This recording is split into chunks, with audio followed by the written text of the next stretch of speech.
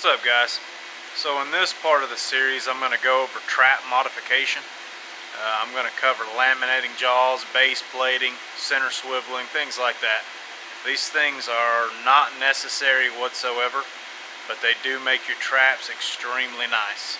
So let's get started. First off, I'd like to go over what a lamination actually is and what it does.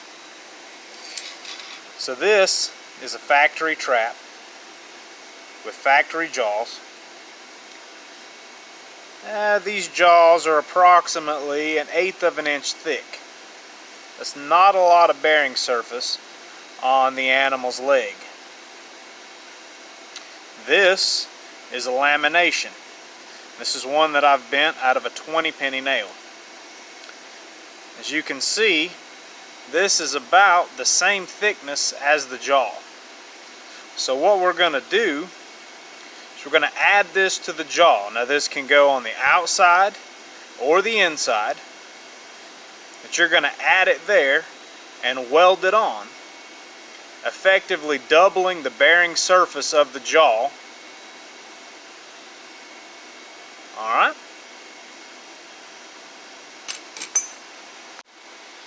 Now let's take a look at base plating. So if you'll take a look at this frame, this is the frame, okay? This piece of steel is about 1/8 of an inch thick. The pressure of these springs will actually bend this frame. So these traps are swiveled from the side here. This is a base plate. This is one that I've bent, again, out of a 20-penny nail. What you do, weld this on to the bottom of the trap. That will reinforce your frame to help prevent the frame from bending under the pressure of the springs and allow you to move the chain from the side to the center. Alright? So here we've got a base plate and a pair of jaw laminations that I've bent out of 20-penny nails. Now you can order these laminations and the base plates from F&T or Minnesota Trap Line. I actually made a bender, which I'm going to show you guys now, that you can bend these things yourself. You can also order this bender from F&T or Minnesota Trap Line. Alright? So this is a bender. You can pick it up at anywhere. They're not very expensive. And you can make all sorts of things from this. This is a 20-penny nail. You can pick these up just about anywhere. And the way they work, drop it in, make a bend,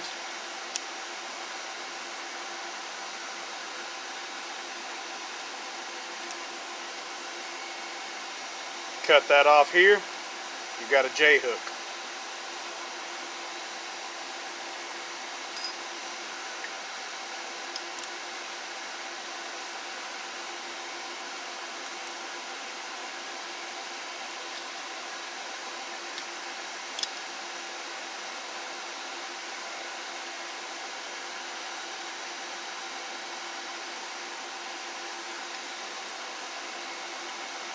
Cut this off here and here, you got yourself an S-hook.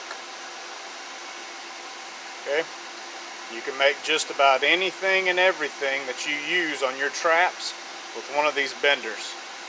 It's a very good investment, very worth the money. Alright? One thing to keep in mind when you're welding these things, you want your lamination to be flush with the inside of this jaw. What you're trying to achieve here is to increase the surface area of the jaw on the animal's leg.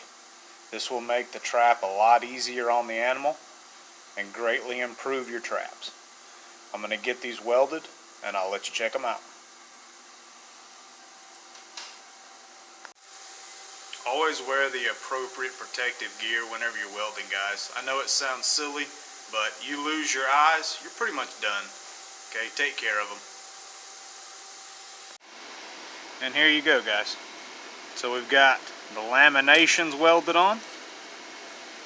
Alright. They're nice and even. There's our base plate, also welded on. And while I had the welder out, I went ahead and welded the frame here and there. Okay? Now I'm going to go ahead and take this side swivel off here, and we're going to put it on the center here. Once we get that done, I'll let you check it out. And there you go, guys. Trap's center swiveled now. And the benefit to this is when you catch an animal and they're fighting this trap and pulling, they're pulling in a straight line this way. The trap has much less tendency to slide along their leg and cut into their skin when they're pulling straight. Now if they're fighting the trap this way, the trap can actually slide and cut into their skin a little bit. One other thing to note, guys, when you're welding these traps, be sure not to overheat these springs. Your best bet is probably going to be to take the springs off of the trap when you weld this base plate up. Alright, so I've got one other thing that I do to these traps. I'll show you that right now. So what they use is this brass screw and nut. I really hate these things. They're super soft. You're pretty much going to strip them out right off the bat. The second thing, see how much slop's in this pan? This is because the hole through the pan is actually much larger than the diameter of the screw. I'll show you how to fix that. So this is a 1032. You can use a 1024, whatever you can find. A size 10 screw, and it's stainless steel. Now you're going to have to take a drill and actually run a drill through both the frame and the pan. Find a drill that's very close to the same size as your screw.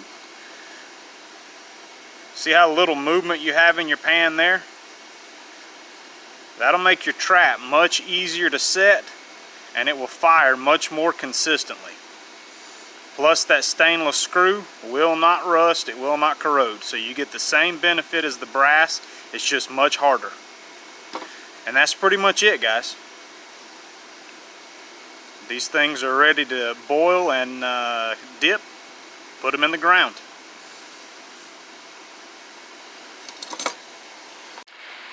And that's pretty much it for trap modification, guys. Once you get these traps modified the way you want them, get them tuned up, get your pan tension set, you can do as much or as little as you want. Once you get all that done, we're going to go ahead and get those traps boiled, dyed, dipped, waxed, whatever you're going to do there, and get them ready to go in the ground. That's pretty much it for trap modification. I appreciate you guys for watching.